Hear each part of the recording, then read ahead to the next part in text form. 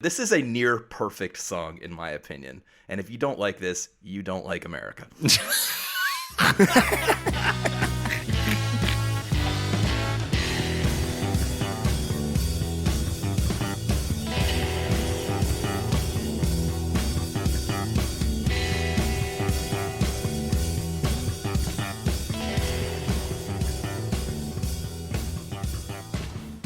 Hello and welcome to another episode of 1001 Album Complaints. It's the show where friends, musicians, and general complainers tell the stories behind history's most influential albums as immortalized in the list of the 1001 albums you must hear before you die. So we'll hit some history, some stats on the artist and album, and then we'll do a deep dive on a handful of tracks along with some audio clips. And at the end, we're all going to vote on whether you actually need to hear this album before you die, and then we'll randomly select next week's album. I want to thank you for spending some time with us today, and I often like to start out the episode with a quote about the artist. And this one is particularly tasty. This comes from a letter from the Warner Brothers Records president to the artist. Quote, "Your group has many problems. It's apparent that nobody in your organization has enough influence over your bass player to evoke anything resembling normal behavior. You are now branded as an undesirable group in almost every recording studio in Los Angeles. We haven't gotten all the New York reports in yet, but you guys run through engineers like a steamroller." So this week we're diving into what has to be one of the most filmed, recorded, documented, and written about bands in history. And as someone who knows virtually nothing about them and doesn't really like the stuff I do know by them, I'm either the best or worst person to host the show today. And that's because we're talking about the Grateful Dead and their fifth studio release called American Beauty. So we'll get to our cast introductions in just a minute, but first, let's jump. They screwed it up because clearly the Grateful Dead do not have hits. So just the fact that you think that shows that you're getting off on the wrong foot. Yeah, I tend to agree. I'm a complete noob. All right, well, there it is. So now we've got some flavor and context for the conversation that will follow. So we're going to go around the studio now and get introductions from our crew today, along with our, sometimes snarky tweet-length reviews. So let's first throw it over to Phil. Hey guys, Phil this week. This is a record I am super familiar with, even though I would consider myself a casual Dead fan, which I'm sure we'll talk about a little bit today. My tweet length review here would be American Beauty. Absolute classic. Short and sweet. All right, we like it. Rob, let's throw it over to you. Yeah, thanks, Adam. This is Rob here. My tweet length review is, they come with a lot of baggage. I know, the fans, the drugs, the 45-minute space jams. But rest assured, the Grateful Dead are the great American rock band. And this album goes a long way towards proving it. All right. Tom, let's hear it. You know, I also have a pretty short and sweet tweet-length review here. American Beauty, Truth in Advertising. Very beautiful, very American. All right. And this is Adam, everyone. And my quick tweet is that... what do you get when you mix patchouli and nitrous? Perhaps the 13th movie in the Fast and Furious franchise where Vin Diesel dons a drug rug and he and a CGI'd Paul Walker settle their differences by twirling around in a field for 3.5 hours. Or maybe you get one of the biggest cult bands in history. But is that a cult I want to be a part of? We shall see. You don't have to be a part of the cult. You can just listen to it without being a part of the cult. You got it so wrong. I hope you're ready for a fight, Adam. I really do. I hope you're ready to dig in. You even missed the drugs that they enjoy doing. I agree. I'm going to go in a slightly different direction and just let the audience know that I am just absolutely ripe for cult membership. It's sort of in my personality. So if you've got a really strong pitch on the cult, let me know. Like, I was a total Rajneeshi sympathizer until they started like poisoning people at Hardee's or whatever in the documentary. Anyway, I think that was just Hardee's. I think those people just ate Hardee's. Should have gone to Arby's. That's really funny. I was driving through southern Delaware a couple weeks ago, and I saw like 4 Hardee's in the course of 5 miles. And I was like, this is where all the Hardee's have gone. They've gone to southern Delaware, like some kind of fast food retirement village. I'm just going to throw this out here. You guys... Cutting to our sponsor, Hardee's. No, this is this memory, which is like, encapsulated my 7th grade year. There was the teacher that was, I guess, having like a mental breakdown. And then there was the unfun teacher. And I had the unfun teacher. And there were 2 buses coming back from a field trip. And one of the buses got off and went to a McDonald's. And our bus kept on going and got off and went to a Hardee's. And I was just like, what the fuck are you doing to us? Like watching everybody else in the other bus, like McDonald's. Like You have to go to Roy Rogers. I also went to that Hardee's. All right. So, man, what a journey this week has been for me. So 6 days ago, I was annoyed that I got stuck with this album. And today I actually cried while listening to one of the tracks. So just kind of jumping into general impressions, let's go around the room again. And just, how was your week, guys? It sounds like you are all very familiar with this album. Hey, listeners, huge surprise. The guys who mention Fish every other breath are actually Grateful Dead fans also. Not that big of a Grateful Dead fan, though. I have to say, I'm not a huge Grateful Dead fan. This album, As compared to other Grateful Dead fans. well, yeah. I mean, as compared to other Grateful Dead fans, I am a complete and total noob, even though I've listened to this album 100 times. The Grateful Dead had a whole live thing going on, and then a whole separate album thing going on. And the two barely ever crossed paths. I feel like the album experience that they put out is so much different than the live experience. Even in interviews, they've said, like, we can't manufacture that live energy in the studio. And it's been an issue for us. But basically, in 1970, they released Working Man's Dead and they released American Beauty. And I think both of those albums are absolute classics. There are some beautiful songs on this. I remember I actually was trying to find it today because I still have it. I bought a Grateful Dead t-shirt in the 7th grade. It still fits me. Oh, no. It was one of those gigantic ones. And I'd never heard a moment of the Grateful Dead. And when I first heard the Grateful Dead, and I believe the first Grateful Dead song that I ever heard was Truckin'. And I was like, this is the band that was this dangerous. that made that badass shirt. What the hell? Yeah, exactly. I was definitely drawn in the early 90s by their marketing prowess. This was after Jerry Garcia died. And I feel like I had similar feelings the first time I heard somebody was like, check out this cool Dead song. And I was like, what? Like I expected like Slayer, but then it also to like move me emotionally, which Slayer unfortunately does not. I think this is one of the challenges, and I'm sure we're going to be wrestling with it, that they come, like I said in my tweet, they come with so much baggage. There's so many things that people think they are, and there's so many different things they actually have been because they were around for so long, and because their whole bag was to change it up every night, and they set a template for how concerts should work that bands like Fish and some other modern bands have followed, right?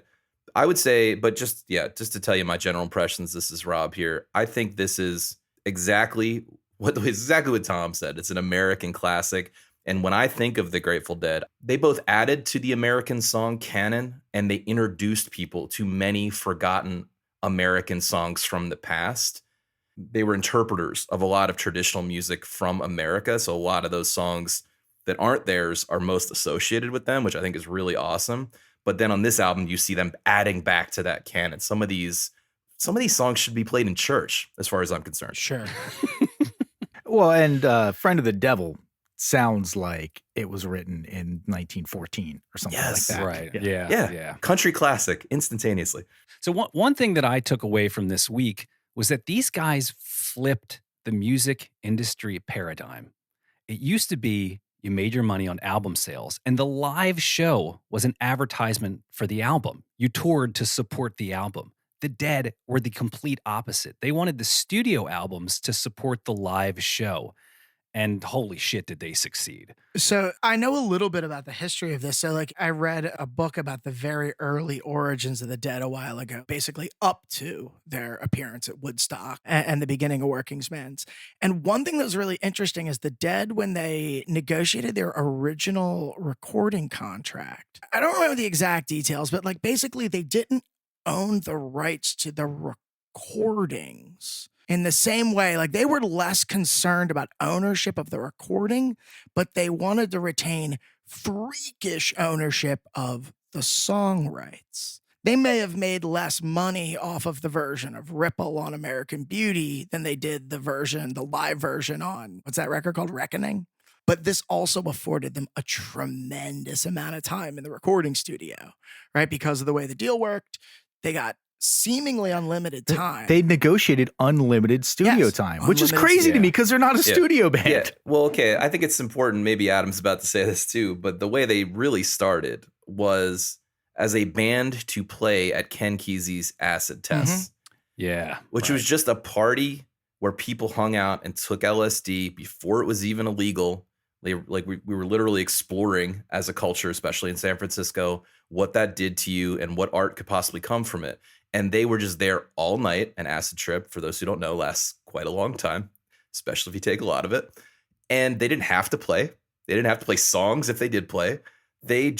It was completely free zone to do whatever they wanted. And so that might sound terrible to you to listen to. In fact, it sounds terrible to me. I'm not a big fan of avant-garde music and John Cage, but it's important to know that they came from this world of complete freedom. And that was really new at the time. If you see Jerry Garcia and Bob Weir talking on a lot of those late night talk shows in the late 70s, and it's interesting they show up as a pair, they'll definitely recount that time in San Francisco as if everybody was in that scene genuinely believed that humanity was on the brink of a psychological explosion. So there was so much shit that people were like negotiating around them that they're like, dude, this doesn't matter. And it just didn't quite come to fruition the way they imagined.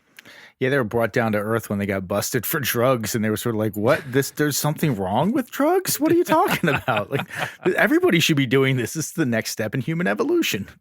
Well, it is. You have to acknowledge that it is confusing that a substance that's first created by a pharmaceutical company, then used by the government in testing, we're talking about LSD now, and is not illegal and has a profound effect. Everyone, maybe save one on this call, knows what I'm talking about. A profound effect on your worldview. And then they make it illegal and suddenly they tell you it's wrong. It must have been quite a shock culturally for that transition to happen. Well, especially for the people who were sort of believers, right? People who would have seen this as, like you, whoever called it was Tom, you said the next step in human evolution.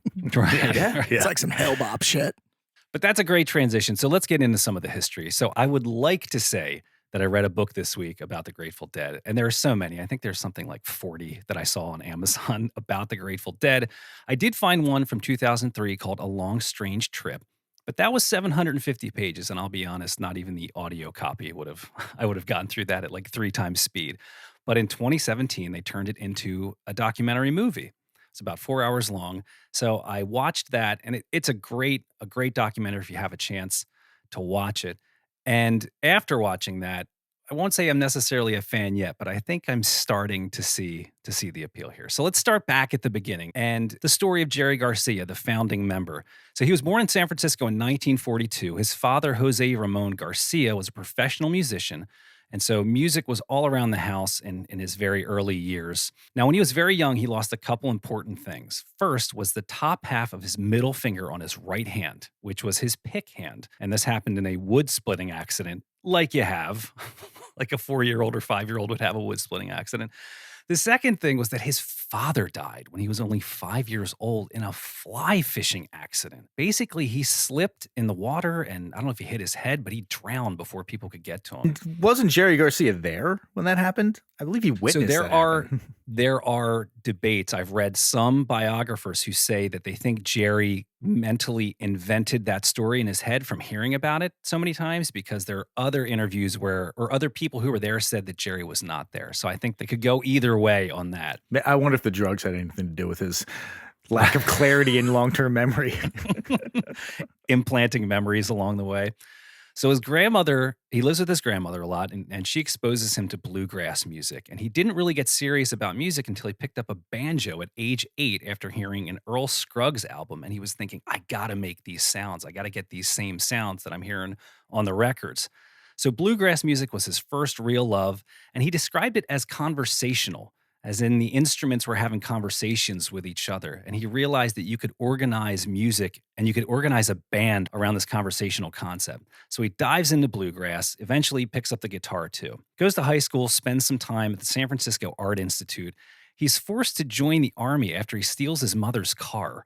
but he winds up somehow getting discharged. I didn't see a whole lot of details. You know how on he that. got discharged? He went AWOL 9 times in 8 months. And they were like, you don't want to be here. You probably should it's just get not out of worth here. it. Yeah. All right, so flash forward to 1961 when Jerry Garcia meets a guy named Robert Hunter, who winds up becoming the principal lyricist for the Grateful Dead. Again, something I didn't really know was that this guy, Robert Hunter, wrote most of the lyrics. So you have the band writing the music and this one guy who's responsible for something like 95% of the lyrical content on all these songs, which is a really interesting way to assemble a band, I thought. Well, additionally to that, I think at this time that's accurate. But later, as Bob Weir started writing more songs, the guitar player and the other singer in the Grateful Dead, he had a separate songwriting partner. So to me, it's interesting, or a separate lyricist partner, rather. So it's interesting that they both went that route. And he was like, Jerry's got his guy. I need to go find my guy. I found it interesting that Robert Hunter is listed as like being in the band. It wasn't like additional lyrics by or anything like that. If you look at, They called him a a member of the band, which makes sense. I think almost all the songs started with him writing them as a poem. He mentioned, I saw something where he said he wrote Broke Down Palace and To Lay Me Down in the same afternoon. Yeah. And Ripple too. Jesus. Yeah, I always understood it as their poems. I don't know how the songs, which poems were selected to be converted into songs. You know? And let's start right now, because there's a lot of things that are misunderstood about this band that I know we can't clear them all up in an hour, but this is one place where they really diverge from their progeny, which is Fish, which is their lyrics are really good. Oh, they're fucking ace for sure. And I'm not a hater of at least some of the earlier, weirder Fish lyrics. And I don't want to dive into this too much, but the Dead's lyrics are so much better and deeper. And then, Fish get into this whole like wingsuit nonsense later. It's ridiculous. It's a different approach, but I think we should just make that distinction. In terms of poignancy, there are not many lyrics from this era that I find to be more poignant than some of these Dead songs. They really do that Bob Dylan thing where they give you that punch of that one line that's just delivered perfectly. And you're like, oh man, that really puts me in a mindset.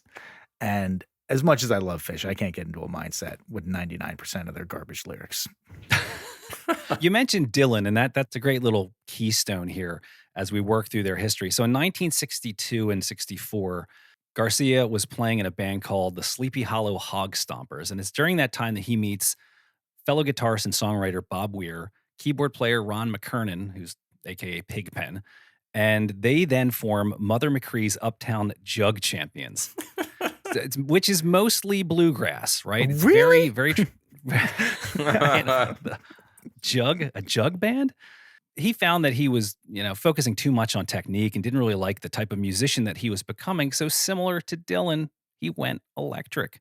So they pick up electric instruments and they formed what they described as a mutated bluegrass band and called themselves the Warlocks. So in 1965, the Warlocks play Magoo's Pizza Parlor, where bass player, wasn't a bass player yet at the time, Phil Lesh, he, at this point, had never seen a rock band. He had only ever heard it on the radio. And at the time, he was doing classical music composition. Garcia meets him at this Magoo's Pizza Parlor and says, do you want to be in the band? And of course, Phil Lesh, jumps on board with that. Well, I want to talk about the ages first, because Bob Weir must have been like 15 when that happened. There's like at least a Super 6 young. or 7 year age gap between Bob Weir and the Yeah. rest of the guys. I think Phil Lesh is actually the oldest, which I just learned this week, because there's an 8 year age gap between him and Bob Weir. But you're alluding to it now that I think I watched the same documentary you did a while back, and they talk about one of the things that was interesting is you brought a jazz and classical guy together, Phil Lesh, with a bluegrass guy, Jerry, with kind of an R&B drummer who was Bill Murray, aka Bill Kreutzmann, a blues guy, Pigpen, and sort of a more marching band guy, which was Mickey Hart. And you got this interesting mix of styles. My comment was just going to be that they went from a horrendous band name to a somehow even worse band name to a pretty badass band name in the Warlocks. And then Grateful Dead is a fantastic band name. Yes, It's very strong. so good. And when they were walking around as the Warlocks, they quickly realized that there was another band in New York who were also calling themselves the Warlocks. I know it. Rob, who do you think that band was? That was Lou Reed and John Cale of the Velvet Underground. Yep, that is correct, right? So they decided they need a different band name. And at this point, Garcia is already establishing himself as the leader, although he would never admit it, never wanted to be the leader. But as the story goes, in need of a new name, they opened up a book of folklore and randomly selected a page. And on that page was Grateful Dead, which is a folk concept of a traveler who encounters a corpse of someone who never received a proper burial. Typically stemming from an unpaid debt, the traveler then either pays off the dead person's debt or pays for the burial. The traveler is then later rewarded in their life by the person or animal who they righted the wrong for. Healing ancestral wounds. All right, so the Grateful Dead is born, but anyone who knows the band knows there's still one key ingredient missing. And we'll get into that after our favorite segment, By the Numbers. All right, so we're going to work through I have a decent amount of numbers here. We're going to start with 16 million, which was the total albums sold worldwide by the Grateful Dead. 2,300. That is the concerts played between 1965 and 1995. Whew. That's a lot of gigs. Which is when Garcia died, right? 95 as Garcia died, right? One wonders if they had more people come to their concerts than albums sold. For sure. 16 million is Absolutely. not that many albums sold for a band that is as iconic. Well, some of those shows would have been like Watkins Glen. You know, there'd be like 500,000 yeah. people at that. So Oh, like, you yeah. stack that up fast. My dad saw him at RFK in the early Like 70s. 300,000 people there. Yeah. Right? Yeah. And that's a great, I have that number too. So there's an estimation, but 25 million, the number of people the Grateful Dead have performed for over the decades. And they've entertained nearly 100 of those people. Well, Sorry, that's a total stupid joke. Sorry. I've been waiting a year and a half to do that joke. You nailed it too. you It was did nail great. it. That was pretty good. One does wonder, though, is that 25 million unique people? Because there are a lot of people who are like, I saw 187 Dead shows, and people are like, fucking noob. Like, Better question. How many people were outside in the parking lot doing drugs and thought they saw him? All right, 14,000, the number of bootleg recordings that you can get on the Internet Archive. 346, the number of hours you can listen to the Grateful Dead on Spotify on the Grateful Dead playlist, which equates to just over 14 straight days. 604, the number of speakers in the Dead's one-of-a-kind and first-of-a-kind custom PA system dubbed the Wall of Sound that was so loud you could hear it a half a mile away. Dope. and it looked badass. Can we just throw in there that they had to figure out how that if you ever see videos of them, they're using double microphones. It's two Yes. microphones out of Yeah. phase to avoid the feedback problem of having the speaker right behind you. Which is just awesome. I don't even know how that works, but Phil, we should talk about that. I don't know how after. the double phase thing worked, but I do know that is like the first large scale line array, which is basically like the industry standard, right? Like when they hang those stacks, right, sort of above the Yeah, stage. right. Now those are line arrays, and they sort of, or if you see like a football stadium where they have the speakers on the top of the stands, basically like there's a really complicated physics equation worked out there. Well, you know who designed that? Who? Eno? Owsley. Yeah, he was the sound man for the Grateful Dead and also a great maker of LSD in the 60s. Yeah. Ah, So he's a very nice. famous, they call him a clandestine chemist on Wikipedia, but he was a chemist with bona fides, but then he was also the sound guy for the Grateful Dead, and he developed that wall of sound. I do wonder, are they daisy chaining all those together? Or because they can't be running a separate line to each one of those. You got to be daisy chaining a whole bunch of them. It's a super, super complicated crossover system where certain frequencies come from certain speakers to point them in certain places based on like projected wave cancellation. And then it worked. Right? And back then doing the Phil, what'd you call it? Crossover? Yeah. Right? Yeah. It's like, can Frequency. you imagine doing that analog? No. Like running the line through a capacitor or something. Anyway, I just picture the whole thing catching fire. That's my, it's like, it was like 40 tons, by the way. It was unbelievable. All right. Our next number here, 43, which is the number of people in the Grateful Dead touring entourage in 1972, including friends, family, and non-permanent stage crew. All right. The next two might be my favorite. 1, the number of roadies named Ramrod. Like that is just badass. And the number 0 is the number of books that Ramrod had read in his life, a number that he bragged about. So R.I.P. Ramrod. All right, and our last number here is 240,000. That is the cost to buy the entire world's supply of LSD in 1950, which was made by Sandoz Laboratories in Switzerland. Hey, everybody, we'll get back to the show in less than a minute, but in that time, I have a request. If you have ever gotten any value from this podcast, whether you learned something new about your favorite band, laughed at one of our tweet-length reviews, or screamed at your podcast player for something we got wrong, please take a few seconds and leave us a rating and a review if you're listening on Apple Podcasts or Spotify. Those two simple things can help spread the word about the show and help us continue to bring you our unique takes on music history, as well as all the bands you love and hate. So, Rob, we're going to piggyback on something you had talked about, right, which was the acid test. So we're going to flash over to a guy named Ken Kesey and a secret government experiment called MK Ultra. Now, you may know Ken Kesey is the author of One Flew Over the Cuckoo's Nest. What you may not know about is this MK Ultra program. So this was a secret government program run by the CIA between 1953 and 1973. And was running illegal human experiments to develop drugs to be used during interrogation. I don't think they were illegal at the time. They were not, no. The practices were very illegal. But yeah, it was all about trying to figure out a way to coerce confessions and brainwash people. I was just reading an article today, by the way, about a brothel in San Francisco. Oh, dude, same here. Run by the CIA, where they would unwittingly give customers LSD and then watch them have sex. Yeah. Oh, I didn't hear that. And they were part. like, you can't say anything because you're in a whorehouse and we'll rat you out. So just go along with the trip. Oh my God. Yeah, just a little more framing, right? This chemical gets discovered accidentally by a pharmaceutical company. And the guy who invented it dosed himself and goes on a famous bicycle ride. Even to this day in San Francisco, they celebrate Bicycle Day, where he was high as hell. And the government's trying to figure out how to make use of it because it has a profound effect on your consciousness. Profound. I can't stress that enough. If you haven't tried LSD, well, A, you should, but B, it's profound. You hear that, kids? Rob says, do LSD.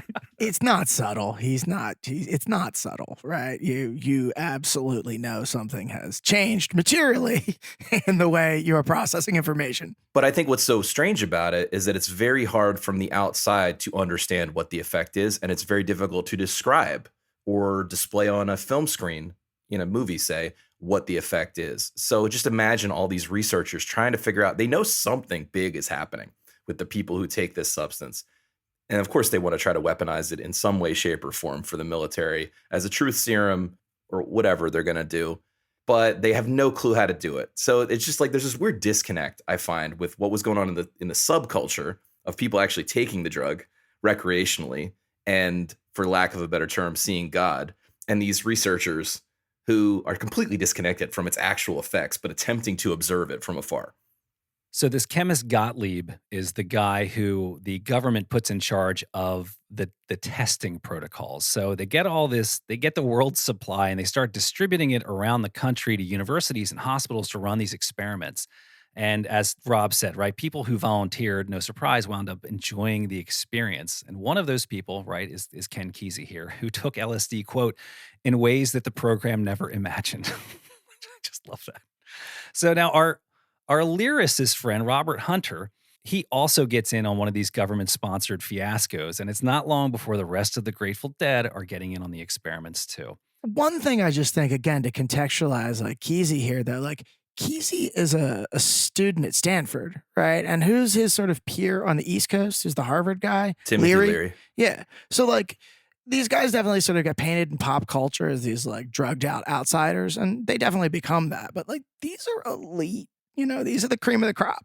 Well, to be clear, yeah, you're correct to a certain extent. Leary was a professor at Harvard, and he did take it too far, I think. Kesey, I think, was a kind of a clean-cut military type guy who probably volunteered to help his country and then effectively became a hippie and an author. And maybe Adam's about to reference it, but there's a great book, a journalistic book about this time called The Electric Kool-Aid Acid Test by Tom Wolfe. It's a great read about the so-called acid tests and what Ken Kesey was doing around California at that time. So their bass player, Phil Lesh, did mention that this was a ton of fun, but there were a lot of experiences that were not fun. But the camaraderie and fellowship of playing those acid tests and being in the same room really built this brotherhood together. Now, famously, Pigpen, their keyboard player, was not too keen on LSD and preferred alcohol, but would get really upset when they would secretly dose him, which I just thought was like, well, that's pretty jacked up. Yeah, by the What's way, that? And they slip it in his coffee. kids out there, if you're experimenting with LSD, don't dose people. Agreed. Not yeah, cool. strongly agreed. Not Yeah, cool. yeah. Super I'll sign uncool. up for that. Don't do that. Yeah, no, back in the day, they would play. We've all, or three of us have lived for a long time or did live for a long time in San Francisco. So there's a lot of Grateful Dead lore around San Francisco, but specifically at the Fillmore, they still to this day have a basket of apples out as you walk in the door. And back in the day, the Dead would play shows there and they would have dosed all those apples and you would just grab one and have yourself a dose. So now you may be wondering, how the hell did these guys get signed? So we're going to bring back a character, Joe Smith, from our Astral Weeks episode. Joe Smith is from Warner Brothers Records, and I think at this point he might be the president, and they know something is happening in this San Francisco scene, and they want a rock band. So they wind up signing the Grateful Dead in 1967 and are extremely disappointed when the first couple albums are super trippy, don't get airplay, and they're basically not making any money on them. Now, those 1967 and 1968 releases do sound like a Doors album. You know, there's the Farfisa organ in it. There's kind of that tremolo guitar, a very different sound than what we hear on this album. So we know that Joe Smith got pissed off. I mentioned that quote in the beginning where he sends the letter to the band and basically says, "What the hell are you doing?" Garcia and the rest of the crew don't really care, and they just want to play music. And they're okay if they get kicked off of the label. Yeah, what year did they receive that letter? That probably would have been, it was right before Oxomoxola, or what is it, Oxomoxoa. So I think like 68 maybe. Yeah. They're like, we need to put out a real normal album, so we're gonna Right. call it something So- unpronounceable. Right. So that's the crazy thing, is that they're in the studio, and we don't think of them as a studio band, right? We think of them as a live band. But on these earlier records, they were getting really weird in the studio. At one point, they broke into a zoo and just recorded the animals at night to use as like a backing track. And Bob Weir said that at one point, they went out in LA on a hot, smoggy day, recorded 30 minutes of just air.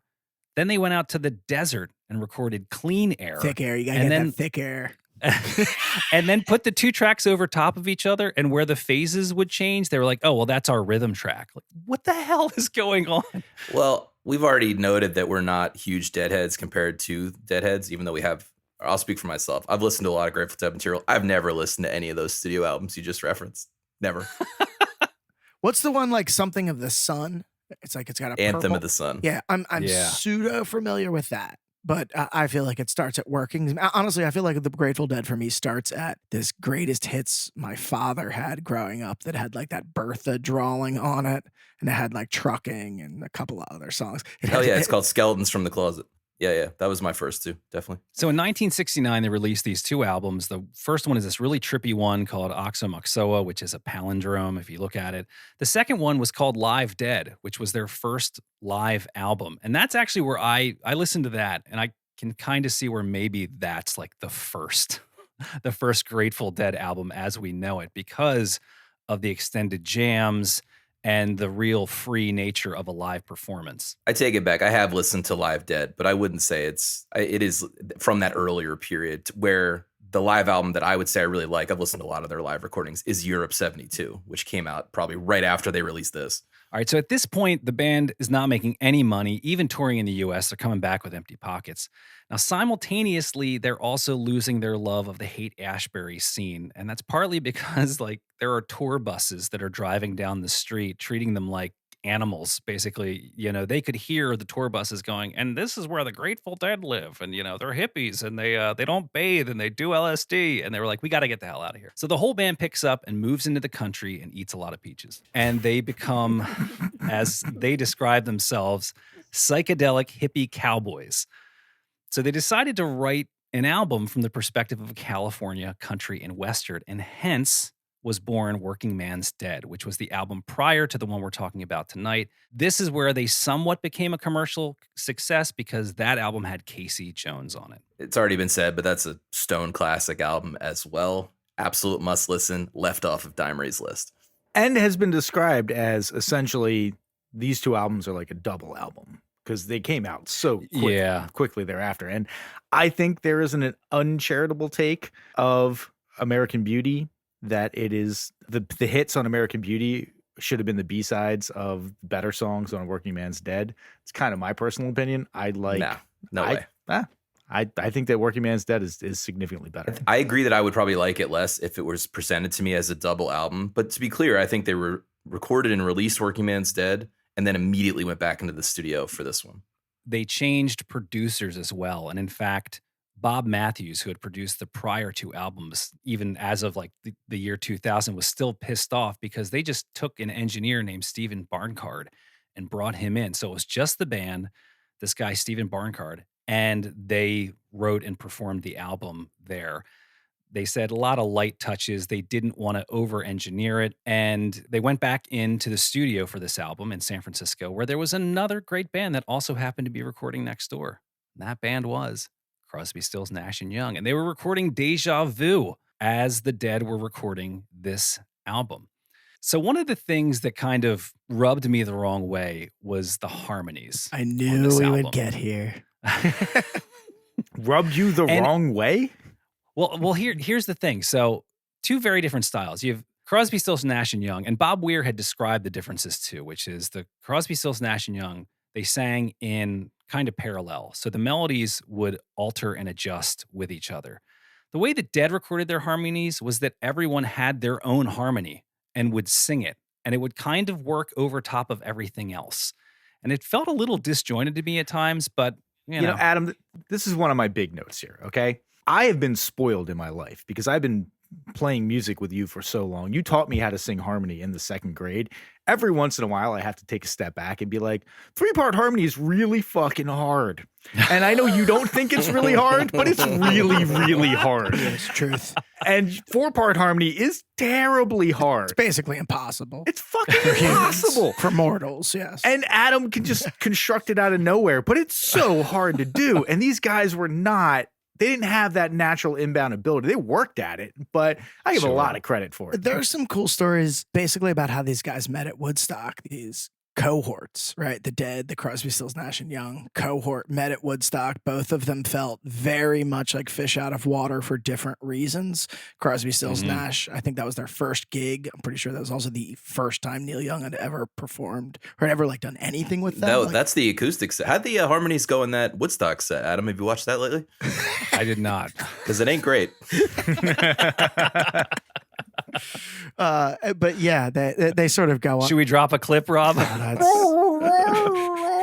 Well, I think it might have been Phil Lesh who was talking about the Dead at Woodstock, who said that the stage started sinking on one side, and then Holy all of the crap. monitors went out on stage, and then they were like, all right, it's your turn to play a set. And they say it's one of their worst sets ever, but it sounds like the conditions were less than ideal for precise instrumentation. In the book I read, Garcia talks about that in general. Like, he didn't want to play Woodstock. He didn't want to play Monterey Pop. He didn't want to play any of that shit because he always felt like that was not their element. These big, like, showcase Right. events, like, that wasn't their thing. Yeah, And it never seemed to work out for them. Like, when they would play those events, something would always seem to go wrong. But that's the thing that we've been dancing around is they are their own thing, and they invented a new way to be a band and to interact with their fans, a brand new way. And so they were known for playing multiple sets, usually 2 sets a night, which meant they usually didn't have an opener. People will go. I find myself explaining this all the time, but for those who don't know, your average band that's touring out there puts one act together, consisting of 15 to 20 songs, presumably their biggest hits, and they rehearse that and they take it on the road and they play that 200 times in a row. Adam will, I'm sure, know that Aerosmith plays Dream On every single night of their life. Yes, and they do. Steven Tyler's just pretending that it's the first time. The Grateful Dead take a completely opposing approach, and they're freed from some of that because they have no hits. You keep saying things are hits. They are, I agree, they're more well known for songs like Truckin' and Casey Jones. That's a good point. Hits for the Dead, we'll say. But they're definitely not hits. Their first actual hit came in the 80s, and it was called Touch of Grey. That's right. Yeah. But the point is that every single night, by design, is intended to be different. So they play a 3-night run in your city. People, and I'm talking about a lot of people, are going all 3 nights because they won't repeat a song, right? And this is the same model that Phish used. In addition to that, they let people tape their shows. And a rich online community developed out of that, out of people trading cassette tapes. They let the tapers in and plug into the board to get pretty high quality recordings of these one time only musical performances. And then that's how they build a following. With the Dead, it would have been even weirder though, right? Because this would have been like the back page of artsy magazines about tape traders, right? Like this would have been so super subculture in a super fun way, in the way that there were all these regionalized subcultures in America, and the Dead had this weird backdoor into all of them through the tape trading. Yeah, and it was trading specifically, right? So you'd probably go to the concert, you'd see someone with their trunk open in the parking lot, and they'd be like, I have 323.77. Do you have a copy of 4172? Let's do it. One more thing I just want to highlight on their live show, contrasting it with a lot of the other bands that are known for big live shows. Kiss, as a great example, who we just recently talked about. Kiss has a stage production, and you inherently cannot change a stage production every night. It has to sort of be choreographed in the same thing. And that highlights a visual experience and just an experience where I think the music is minimized in that scenario. And I think that the way that the Dead went about it, they maximized the music aspect of the experience. That was the experience. There's nothing going on in that stage except for music. In an interesting way, like the Grateful Dead are a jazz band, and they've sort of formatted jazz music for a stadium. Like real jazz is never going to play in that kind of room, right? There's too many notes banging around the space. Well, there's no right way to do it, right? There's no right and wrong. It's really a matter of taste. And I equated the Dead to, I saw an interview probably in 2000, or maybe it was 2005, back when Dane Cook, the comedian, was really blowing up. And he was bragging because he did like a 4-hour set. And all these other comedians are like, and? Like, yeah, that big deal. He's like, you know how long my set is? 40 minutes, no dead space. You know, like, what do you want? Like, do you want, this wide open expression, or do you want, I've always been of the mindset, you come out hard, you rock people for an hour and a half, and you leave your heart and soul and your sweat and your blood on the stage. Or you can kind of let the moment and the movement take you over for 3.5 hours. I agree. Both concepts are totally valid. When done well, both are valid. And the Dead, I feel like, inspired us as a band in high school, because we also never had set lists. They just knew what they were doing and were able to transition between songs seamlessly. And we were like, let's have a 4-minute conversation about what song we want to play next before we realize we have to tune. To the synthesizer. I did hear a couple examples where they were tuning on stage. I was like, oh my God, Grateful Dead, just buy a tuning pedal. All right, so let's dive back into our songs here we talked about did we talk about Truckin' or Sympathy for the Devil up at the top? Sympathy for the Devil, Adam, come on. Oh, Jesus, hang on. What is it? Yeah, it's Running with the Devil, Adam, come on. Go to hell. I'm trying to figure out what the hell I dropped at the top. Those edibles are kicking in, aren't they, Adam? You dropped in Truckin' at the top, Adam. We dosed you and you don't know. Welcome to the fifth dimension. Now that this has gone completely off the rails, let's dive into some songs from our focus list. This first one, a little played as a song. I'm a little tired of hearing it, but I do think it's a great tune overall. But a specific complaint, I don't love the verse vocal. I think they kind of missed here. The one that Bob Weir sings, it's a little overstuffed with words, and it just bumps me every time I hear it. Now, that said, when Jerry Garcia comes in with the Sometimes the Lights All Shining on Me, I think that's great. If you've just described my experience with the Grateful Dead. I don't like Bob Weir's voice. I love Jerry Garcia's voice. And anytime Bob Weir's singing, I'm like, just, all right. It's not bad on every song, but the contrast between their two voices and how pleasant the timbre is of those voices is pretty stark. This song, again, is very played, but it's got a couple of those killer lines that just come in, like living on Reds, vitamin C, and cocaine. All a friend can say is, ain't it a shame? This is a great line. What a long, strange trip it's been. How prescient and anthemic for this band. Oh, totally. And the way they're delivered, like as the chord pattern resolves during that line. Oh, it's so nice. In my opinion, this is like a better execution of them sort of like finding their space, right? And their voice. There'll be some other songs we'll talk about where like they're clearly trying to learn from their peers, and like, it's their peers are just stronger. you know. I want to talk about the singing thing. I agree they're not as naturally gifted as Crosby, Stills, and Nash, which is a very high bar. Absolutely. But I think someone said it earlier. It's a little bit like jazz, or their approach to harmony is that they all kind of are trying to find their lines. They're not necessarily moving in parallel 100% of the time. Well, that is very similar to how they treat their instruments throughout the arrangements. And so sometimes it works really, really well, and we could cite some examples of that. And sometimes it feels chaotic. But in that sense, it is like jazz, at least that Miles' second-grade quintet version of jazz, which is everyone soloing at all times. Yes. It gets tiresome sometimes, I will say. They're busy as a band at their worst. This song, though, is a hit because this is the song that was constructed to play well live. Listen to this song. This is a live song. They did a good studio version of a song that could then be great live. And that walk up into the bridge, that like that kills live. It's really well done for that. And I feel like they had a problem replicating a lot of that live feel and energy in the studio. But this is a success for them. Are you surprised I'm going to mention the Hammond in this song? This is a great example of just how wide-ranging a Hammond can be. Right around, I'll drop a clip here, but there are a couple of sounds that the keyboard player, I think in this case, a guy named Howard Wales played the organ, but he's playing with the drawbars and the choruses that give a very... On the piano in another spot, another song. But I mean, we haven't talked about the differences in musical ability. I think Garcia is an excellent, in fact, underrated guitar player, and he's a great pedal steel player. It comes up on this record. I think that Phil Lesh is a pretty good bass player, pretty interesting bass player, if a little busy. Bob Weir, and I think they acknowledge this pretty openly, was way not good enough to be in their band in the early days. And he's also way younger than them. But and I think Pigpen, kind of the same thing. But they said, friendship's more important, so let's keep you in the band. You'll get better eventually. Now, he never reaches the heights of Jerry or even the other guys. But I don't know. That's kind of why they have to bring in studio musicians occasionally, is because a couple of the guys are definitely behind skill-wise. Sure. Well, and Phil Lesh was a music student in college when he joined the band. He was a serious musician. He plays piano on a bunch of the songs on this album. Phil Lesh. So I'm super familiar with this record, right? Like my kids listen to this as on like a short list of sort of like bedtime records, you know? So I didn't like deep dive on the record. I listened to the focus list really hard, and I gave the record one really close listen just so I'd have interesting things to say, right?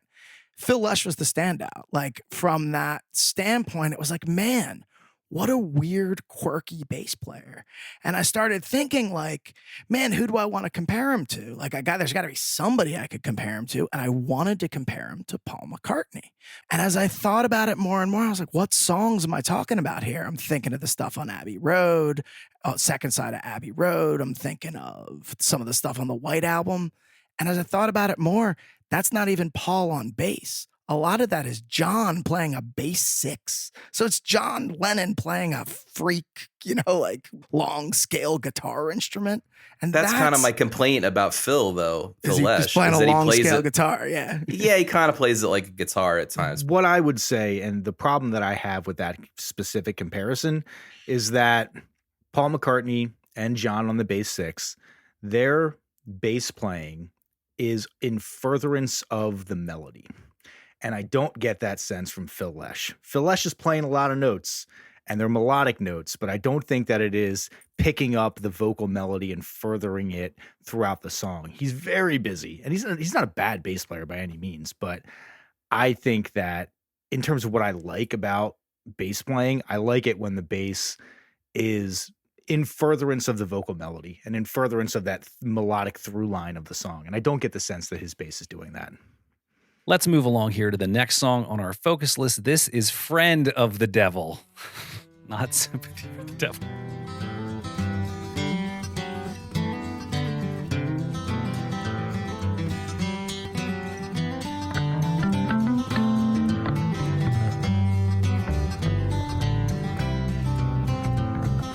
I lit up from Reno, I was trailed by 20 hounds.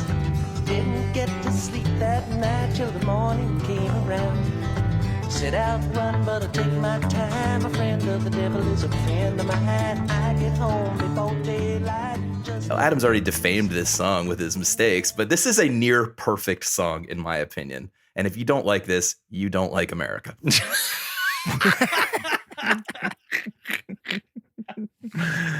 Oh, In many ways, I feel like this is the song that I don't want to say this was the first Grateful Dead song I heard, but it was the first song that like fully registered. Like, this is the Grateful Dead. I mean, I'm thinking of me being like 11 years old, sort of being awestruck by the storytelling and something about the way the descending line works through the verse, but then it isn't there through other parts in the song. I'm talking like, again, like my 11-year-old self was just floored by contrasting motion and storytelling at the same time, right? And how about, and so this is an example where I think the multiple acoustic guitars and the bass swirl together, all doing different melodies on top of each other, and it really works. I was going to give a lot of credit to the mixing on this, because how does this not sound busy? This should sound so busy. Good call. Because then a busy mandolin comes in. Everybody's playing a shitload of notes, picking real fast, and you'd think it would be a mess, and it absolutely is not. It totally works. And hard panning for the win. You got guitars hard panned, you got a mandolin hard panned. Like, it really is the most effective use of hard panning that I think that we have heard on any of the albums we've listened to so far, to make a bunch of overly complex parts not walk all over each other.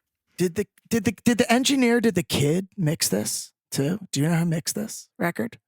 You had mentioned that somebody was pissed off that they had like just snagged an engineer to go make it. Oh, yeah. Matthews was the guy who had done the prior albums. And this was, I can assume it was mixed by Steve Barncard, who was the producer listed here. And again, he was just an engineer, I think, who had maybe helped them live.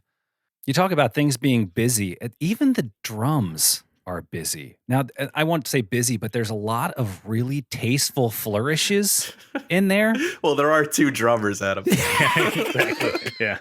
Okay, yeah, maybe. Mickey Hart's trying to make everybody forget that his dad stole a bunch of their money a couple of months ago. Oh my God, that's right. Trying to get those cool flourishes in. That's right. Which I just learned, by the way, is his dad was the song He's Gone. They wrote that about his dad, like after he took the money and ran away, and then they got him out of their life. They wrote the song He's Gone, and the line "Steal your face right off your head" came out of that song. And the "steal your face" thing was one of those marketing things that was just enormously effective. And that's what I had, that "Steal Your Face" t-shirt for when I was a kid. So I guess he probably made them more money in the long run by giving them that great line. What? Well, I don't know that story. He renewed their contract with Warner Brothers, I think, or whoever they're with. He was their manager at the time. Renewed their contract without their knowledge, took most of the money that got fronted from that contract and just dipped. Bought vitamin C reds and cocaine and took off. And his son was in the band. He was stealing from his son. Well, then apparently also, this is all leading up to right when they go into the studio for this, they get arrested in New Orleans, which is chronicled in Truckin', and they had to bribe their way out. So they were really cash poor at this point. Yeah. All right, we're going to move on to the next one. So first time I had ever heard this song, I was excited when it first came on. It kind of sounded like, what's the band song, Up on Cripple Creek, a little funky. And then the vocals came in, like the 5-part harmony, and it sounded like a church youth group. Like, it just completely lost all of its bite. I have never liked this song.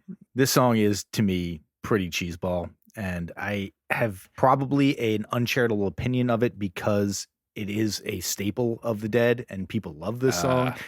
Talk about it like it's great. Never really did it for me. And I agree, the Bob Weir vocal is just, him as a lead singer, I don't really buy it most of the time. It's not that great.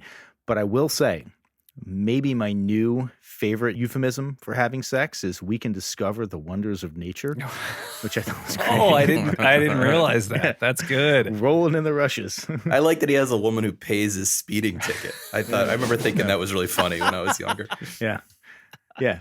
Takes the wheel when he's seeing double. It's like, that's when you stop driving? You have to be seeing double before you have to, like, you know what? You should probably take over here. I like the tune. I agree somewhat. I mean, Bob Weir is not as good a singer as Jerry, but I think this is an example where he sounds pretty good. This might be my first Grateful Dead song that landed with me when I put that Greatest Hits album on for the first time. It's easy to like. It sounds like a single. I sort of agree with the Bob Weir vocal stuff, but I think it's a success. All right, we're going to move on. Next song up we're going to talk about is Candyman.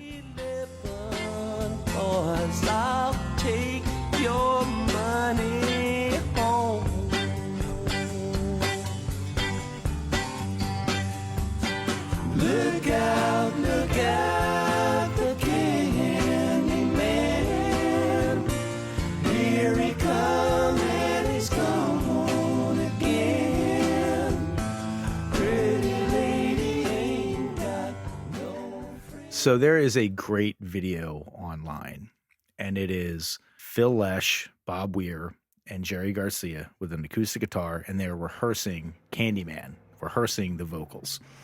And Bob Weir is really struggling. And Jerry Garcia at the end of it is just like, you're really right. Yes. Yeah. And his advice is, you got to like push it, but don't sing loud, sing out. And I was like, that's the least helpful advice you can give. I don't know what you mean by that. But that might explain one of the vocal things that I think I was able to point out on this song is everyone sounds so tentative. No one's committing to the note. It's nobody just sings it. They do kind of swell in like horns, don't they? On the. I think that's kind of, but I thought that was a response to Jerry's vocal timbre generally. Like Jerry always seems kind of whispery to me, and I like his version of the vocal here because he sounds kind of haunted. I wrote down, I don't know, the little inconsistencies with the harmonies really just don't bother me with this music at all. But this is ground we've covered on the podcast before. Adam's bothered by everything. I'm bothered by very little. Well, I specifically requested Candyman because I know, well, first of all, me and my wife have a long-standing debate about Candyman, which she just hates. This comes up. This is basically a pivot. This is like a transition point in like a bedtime sequence. Candyman, right? So I love Candyman. Rob made a funny face at the audience at home. Can't see. It was not that sort of bedtime. It's part of a sequence. Bedtime sequence. Well, with the kids listen to music. You come in a towel, God. baby. Hit the Candyman song. We're prepping for the wonders of nature, and Yeah, right exactly. at Candyman, it gets weird every time. Like operator got you all hot and horny, and then Candyman just brings you right down. Yeah, but I love this song. There's something about it that just, I don't know, it just has this weird ghostly use. I do like that word. It has this weird lurching, sort of lurking, but like not in a dirty way. Like the content of the song makes me assume it's about a drug dealer. Right? Definitely. I agree. I wrote that if another band was performing this same tone poem, it would sound like a pervy sexual song. But in this version, it's absolutely about a gaunt heroin dealer. Yeah, it's the most laid back murder revenge of all time. I will say, Rob, I agree with you, generally speaking, on this album and with this type of music. Flaws in the harmony don't really bother me all that much. However, at the end of the first chorus at 1:45, like they are really searching for those notes. Candyman comes around again. I come. It's pretty obvious that is Bob Weir who was trying to find his note. Mostly obvious because I saw the rehearsal and he just couldn't do it. And Jerry's kind of like, you're not doing it. You're not doing it. And so Well, let's just go in and do it anyway. let's pop that in so you can hear it. Candyman comes around again. You're going out of tune a lot, a bunch. Sing it out, and I mean, don't sing it loud, but sing it out. But I will give them a lot of credit because I believe, and I don't have 100% verification on this, but I believe that this is not three guys on three separate microphones, ISO'd, doing three separate tracks. I think this is three guys around one microphone singing all at the same time, which we stated it before. It's really hard. Mm-hmm. It's hard to do that, like remarkably hard to do that. If anybody else is a little off, it bumps you unless your note is just locked in there. And when you're recording an album as quickly as they're recording this album, it's not going to be locked in. You're working on a lot of stuff. So I will give them credit. I remember when we were in the Chop, a lot of people would say, hey, I liked what you were trying. And, I can say that about, I like what they're trying. They didn't quite nail it, but I like what they're trying. Can we put that on a shirt? Can that be some merch? I like what you're trying. Go screw yourself. A fun tidbit about this song is that the guy that plays keyboards, his name's Ned Langen, and he met the band because he just contacted them after seeing them like a Halloween performance in 1969. That was a trend. He was an MIT. You just asked the band to be in it. They're like, yeah, sure, come on. Yeah, he was an MIT student, and he contacted them, and he appeared on this song and several other songs and sat in with them many times. Adam alluded to it, but they did function for a long time like a commune. They would take a lot of people into their kind of family, and it was dysfunctional at times, and they looked to Jerry Garcia as the leader, but he eschewed leadership, and that created problems. They even took a little break in the 70s. I watched that documentary. I didn't know that before. And everyone else was like, I need to stop touring and go home and like live a real life. And Jerry Garcia just immediately kicked up touring with the Jerry Garcia band and took no break whatsoever. Actually, interestingly, I was watching about Jerry Garcia's death, and they said that basically touring killed him. He should have stopped touring. He was in very bad health. One of the things that Jerry said was, I have so many people dependent upon me. Their livelihoods depend upon me touring. And I can't stop, so I'm going to keep going. And it eventually killed him. I mean, that and like the diabetes and the smoking and the drinking and the heroin and all the cocaine and stuff like that. But I found that to be an interesting way to look at it. He, as you said, he eschewed leadership, but he did still feel a sense of ownership of this entire crazy Viking ship they had going. Not to draw like the direct line back to Fish, right? And that obvious comparison, but Trey said something very similar in like the early 2000s when he had a pretty serious drug problem and sort of had to get clean, is he basically said, I was completely stressed out about running a merchandising company that needed to perform 100 concerts a year. I employed 100 people in a merchandising company, and it was stressing me the fuck out. Yes, and he's not just talking about the people that are employed by them. What do those fans do when the Grateful Dead stops touring? That is a straight up modern day caravan. Yeah. We've all been in those parking lots or versions of those parking lots. Those people don't have anything else to go home to. There's 2,000 to 8,000 people at any given show. They got nowhere else to go. Like, I guess Deep Banana Blackout's going on tour. We got to go follow them for a while. It's a real band. I did not make that name up. Well, that's one of the interesting things, is that it took a long time, relatively, for another band to take up the mantle. I think it's because the Grateful Dead owned it so thoroughly, and Fish really was the next one, kind of late 80s, early 90s, started to approach that same status, such that when Jerry Garcia died, they were the natural successor in a lot of people's minds. And then since then, there's a bunch of other bands that do a version of that, right? So in that documentary I mentioned that I watched, as Tom was describing kind of the downfall of Jerry Garcia, they were playing the next song on our focus list, which is Broke Down Palace. Fare you well, my honey. Fare you well, my only true one. All the birds that were singing are flown. And this was the song that today, listening to our focus list one more time, I actually cried listening to this song, because I was thinking about the one thing Jerry Garcia never wanted was to be in the spot that he created for himself at the end of his life, which is just this crazy, ironic twist.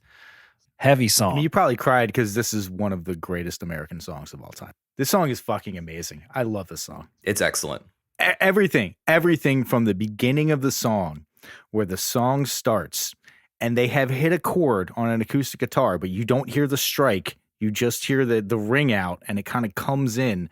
It gives you that sense that it's been going on for a while, and you're just sort of walking into the room when it happens.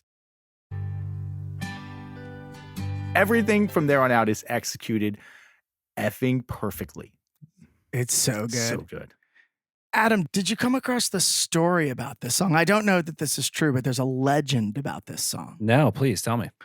So I don't know that this is true, but this definitely travels in the sort of Grateful Dead lore. So the legend about this song is that they're in the studio recording it, right? They're getting ready to track Jerry's vocal, and Jerry gets the message that his mother has died. Oh my God. And before he leaves, they're like, you got to do a take. And this is that take. Holy shit. I don't know that that's true, but if it is, It's a great story. Yeah. I want it to be true. Fare you well, my honey. Fare you well, my one true love. The birds have So flown. good. The lyrics it's an amazing song. It's so well constructed.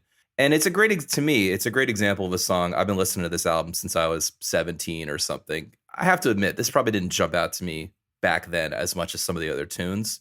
But upon reflection and as my life goes on, it's, in my mind, clearly the best written song. And you're right, the lyrics are just so beautiful. It's a far gone lullaby sung many years ago. Mama, many worlds I've come since I first left home. Like that makes me feel a chill right now as I'm saying it. Oh, yeah. Yeah. And the whole yeah. imagery of the river, just that imagery, a river, it's in motion, it's not still, it's dynamic. I love every part. And just a line, gonna leave this broke down palace on my hands and my knees. There was a movie made in 1999 just called Broke Down Palace, because they were like, that's a pretty damn good. They should have gotten money for that, by the way. They should have gotten paid off for that. Let's talk about movement. I'm glad you mentioned the river, because I looked at the chords to this song. I learned this on piano, or I was playing around with it this week, and it's got really interesting major second movement. Right. And as well as like a weird key switching thing. So it kind of feels like the song is in G major, because you have this C, D, G resolve going on at different parts of the song. But it actually, the first chord they hit is an A major, which is really weird. And you have these multiple spots in the song of two semitone movement. So the first two chords are A to B minor, the Fare Thee Well line. Then you have the C to D movement, which is the All Have Flown Except You Alone. Then later they do G to A. It's always got this like moving forward quality to it that's really interesting. We are now going to round this out and throw it around the studio to get those crucial votes on whether or not you need to hear this album before you die. So let's throw it over to Phil first. Yeah, this is an easy yes for me. This is just a great record, and it's a yes, like not in an aggressive way. It's a yes, and like this is beautiful music, and you should enjoy it both directly and indirectly. Rob. Yeah, it's such an easy yes. This is an absolutely essential piece of music. It's beautiful. It's well constructed. I think it's produced very nicely. It only reflects, as we've been talking about, one small sliver of what the Grateful Dead are. But I think it's a great entry point for the Grateful Dead, who I believe are greatly misunderstood and have a lot of different facets to them. I mean, I didn't mention it, but just on a personal level, like the Grateful Dead, the existence of the Grateful Dead and the San Francisco scene are the reason I left home and moved to California. I mean, ultimately, that's what drew me there, was the history of bands like this. And I'm still here 20 years later. And we didn't even talk about my favorite track on the record, which is Ripple. That's the one I think this should be played in church. But anyway, listen to it. Many, many great tracks. All right, Tom. You know, like the rose, the American beauty that is pictured on the album cover, this is a beautiful product that grew out of a fertile soil that was long cultivated to get where it was. You don't make this album your first go through. You don't make this album without some skid marks on the road of life. Absolutely gorgeous. Absolutely a must listen. I will never regret putting this album on. Nice. All right. So it doesn't really matter what my vote is. Grateful Dead, you're in. But I will say that if you had asked me this time last week, 6 days ago, I probably would have said no. However, spending time with this album, watching that documentary, listening to a couple of their live albums, I get it. It's something special. And the author of that book, A Long Strange Trip, his name's Dennis McNally, he had a quote that really represents my thoughts. He said, "This was the purest form of the Dead put down in the studio. If you ignore the rabid fans, ignore the lack of all expected elements of American entertainment, then you will find there's a richness that fills your soul." That is heavy. And this was an amazing week for me. Very happy to be doing this podcast because, again, when the hell was I just going to put on this album? Having never listened to it in my life, put it on a whim wasn't going to happen. So thank you to this crew for introducing me to this. I'm going to do one more thing here. The fact that my favorite song, Broke Down Palace, and my second favorite song, Box of Rain, is not even Rob's favorite song, that's a great album. When there's multiple people that are like, I have multiple favorite songs on this album, and Right. the opinions are so varied that, Phil, your favorite song is Candyman, right? I don't. Let's just say yes for the sake of Okay, argument. sure. Yes. Yes, for the sake of Tom's point. Congratulations, Grateful Dead. American Beauty, it deserves to be on the list. You probably already knew that, but anyway, go listen to it if you haven't heard it. It got a real holdout like me on board, so well done, gents. All right, now we are going to throw things over to Rob, who has his hand in the mailbag today. Yes, thanks, Adam. I do have a great mailbag. We've been a little remiss lately, but this one actually deals with something very near and dear to our hearts, as you're about to see. Cannibal Corpse? You nailed it. Yeah, you nailed it. Stan from Oregon writes, "Hey guys, love the pod. It's a testament to your good humor, reasonable open-mindedness, and interpersonal chemistry that you all have such similar taste in music. yet still produce an interesting product. Sure, often one or several of you will say something that leaves me shaking my head and yelling wrong, but it's all in good fun. He goes on, recently, I've become aware of a statistical anomaly beginning to form around your use of the, in quotes, albinator, the, in quotes, device you use to select each new album from the 1001 list. This is the probability-defying anomaly. There are 21 albums on the 1001 list involving either A, the Beatles, or B, a post-Beatles solo project or band, or C, Neil Young. And at this point, you've gone through over 10% of the list, and the albinator has not selected any of these 22 albums. Probability dictates that this definitely should have happened by now. Now, I should point out. I love you, by the way. I love this guy. Yo, this guy's. Can this guy be in the podcast? I was going to say, can we get him on? Stan, you're Let's welcome get this on. guy You're welcome on. to come on. It's this good. The statistical anomaly is not quite yet massive, but it is interesting that so many offbeat, out of left field, one album on the list artists have been reviewed already, but not the members of the Beatles, aside, of course, from your Let It Be episode, which is actually not on the list. Anyway, he closes by saying, the real point of this email is that I'm a pedantic nerd with too much time on our hands, but I figured I'd share this information anyway. Keep up the good work. If he's suggesting that we're leaning on the scales of the albinator, my stars. We'll have to wait and see how this statistical anomaly continues to develop. I should write him back and ask him what his confidence intervals are on this prediction. You're right. Yeah, that is a good question. Also, we could review the algorithm with him. I mean, that was pretty, we put that together pretty quickly. Maybe. Oh, sure. Our books are open, Stan. Our books are open. We're ready for an audit. We're an open source project here. All right. Great. Well, thank you, Rob, Stan. We appreciate the feedback. You can also write in at 1001albumcomplaints@gmail.com. Let us know your thoughts. Again, if you find any other statistical anomalies, if I'm not talking about Hammond organs enough or harmonies enough, or I'm generally wrong, you guys let us know. All right, next we're going to throw things over to Tom, who's got the albinator ready. And Tom, what do you do? I'm beating the shit out of the albinator. That's what I'm doing. What's wrong with you, albinator? I thought you were sticking like a jump drive in there or something. No. All right, That was a USB drive that I'd coated in LSD when I shot in there. All right.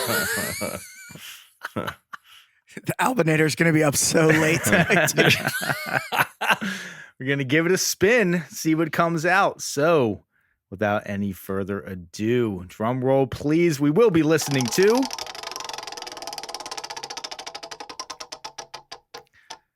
the album is called Funhouse, and the band is The Stooges. So Iggy Pop number 2. Let's get the statistical readout on whether that was probable or not. I think he appears on the list 4 times, as I recall. Oh, wow. Man, Yeah. for a fucking junkie from Michigan, that guy made well. Good for him. Big surprise, I've never heard this album. So it'll be a fun new listen for me. Hopefully it's a fun new listen for you. Folks, you have your homework assignment. It is the album Funhouse by The Stooges. That is going to do it for us today here at 1001 Album Complaints. I'm Adam. I'm Phil. I'm Rob. And I'm Tom. Boosh.